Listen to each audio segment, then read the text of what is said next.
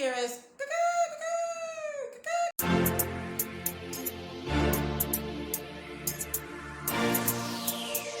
Smobby!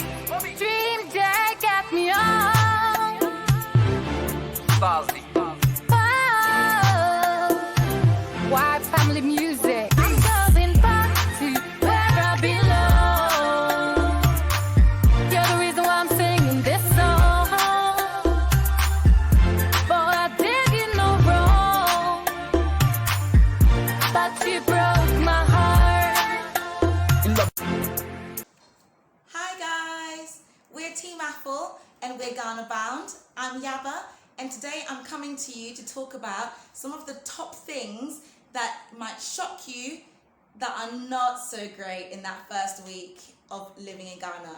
We're coming to you with the truth, with an honest vision. Our vision is big, so these little reasons are not going to stop us on the journey. However, you need to know these if you are going to move. Let's get straight into it. The number one thing that shocked and surprised me when we first moved here was the cockerel.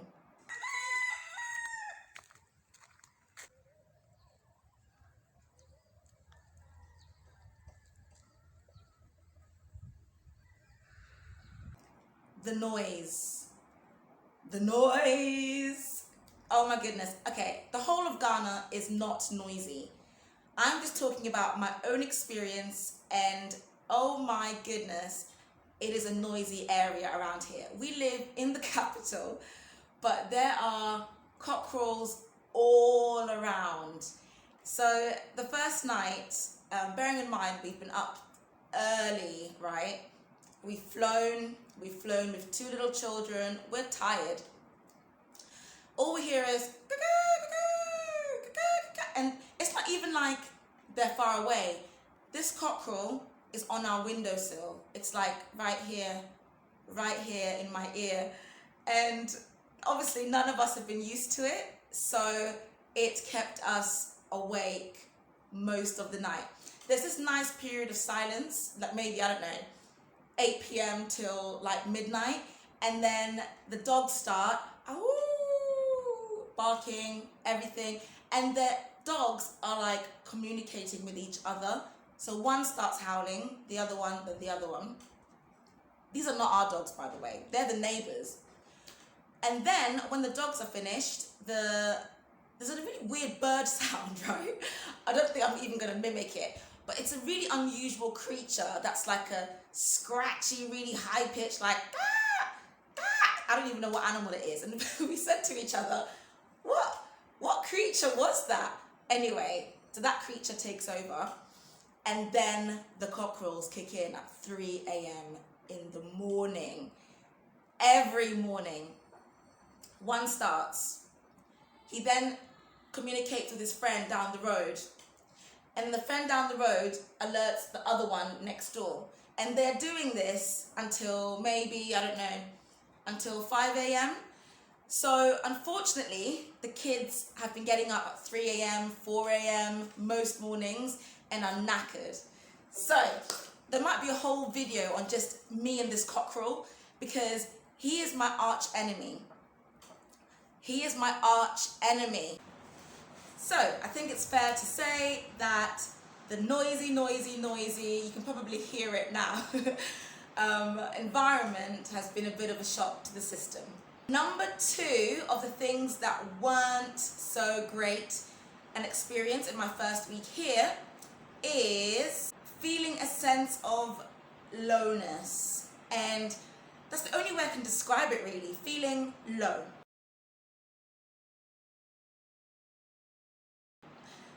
That came after the initial rush of, we made it, we're here, oh my gosh. Now this could be due to a drop of adrenaline. It's been months in the making, and then woof, we're here. The feeling can only be described as deflation, maybe, just a sense of, I don't know, it's just a low feeling, a bit of sadness. And be encouraged, it does pass, but the second reason might be due to having to adjust to so many things in one go. You can only prepare so much when you move anywhere. Even when you move house or when you move town, you can only prepare so much, let alone moving continent. When we landed, we had initial excitement and then real life began. And the thing about moving with children is you cannot just lay in bed for a few days, kind of getting used to the environment and, mingling into it. No, you have to stick to a routine for them. Children are so adaptable, and I'm massively proud of our kids for how quickly they've adapted. The heat, they got a bit of heat rash and things, but they adapted. It's more on us to make sure they get as comfortable as possible. So we have shipped certain things to add to that comfort, but they're not coming for about 4 or 5 weeks. So we have to make the most while we haven't got those creature comforts. Readjusting includes finding out where your food shops are, finding out, what foods your children will eat, that you'll eat, and it's just simple things like that. That's why I wanted to do the 1 week video, because we will adjust to these things in good time, but do prepare yourself to have that. You might not, but some of you who will, just be encouraged that most of us feel that way, that there's a small time where it's a bit challenging. I know with us, we are hugely blessed that we've got a home that we can already move straight into, but even that home isn't already prepared and done as we would normally be living in. So we're finding that we're readjusting to the fact that it's a little bit dusty in the Ghana environment. It's Hamatan. So thank God we got a cleaner in before we got here, and she's done a big, deep clean, but then the next day it's dusty again. So when we've put clothes into certain cupboards and things, they're dusty, and it's just having to adjust to that. The way I would conclude that bit is just by saying the lack of familiarity creates a slight feeling of instability, and that's okay, because that will come in time. The next thing and the last thing is mothballs.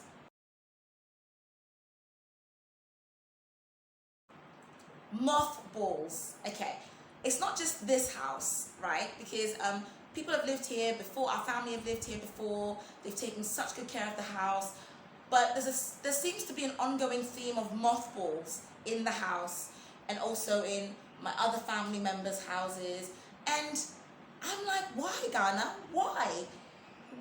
I have not seen one moth since I've been here. That might be because there are mothballs, but it might also be because it's for bugs. I don't know, is it the ants? Is it the mosquitoes?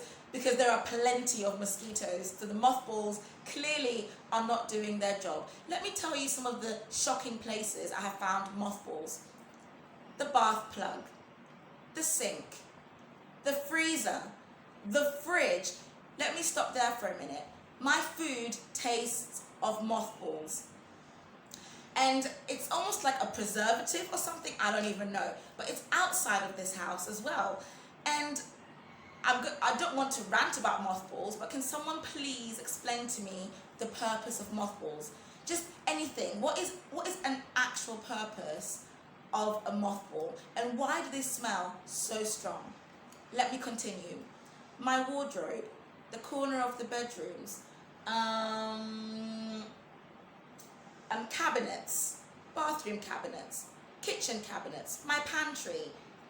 Why does everything smell of mothballs, and now including me and my clothing? Oh my gosh. So my grandma made me some, no, my auntie actually made me some fried fish. Oh, so good. I put it in the fridge, right? I heated it up. Mothballs. So yes, that concludes the short list. Actually, I'm quite surprised the list is short, of things that I found shocking on my return to Ghana in the first week. We're going to put other videos up of our experiences, good and bad and honest. That's the most important thing. So please keep with us, stick with us. If you haven't already, share your video with your friends. If you're thinking about moving to the continent, why don't you comment below some other videos you'd be interested in us posting, and then we will get on it for you. So thanks again for watching, guys, and we'll see you on the next one. Bye!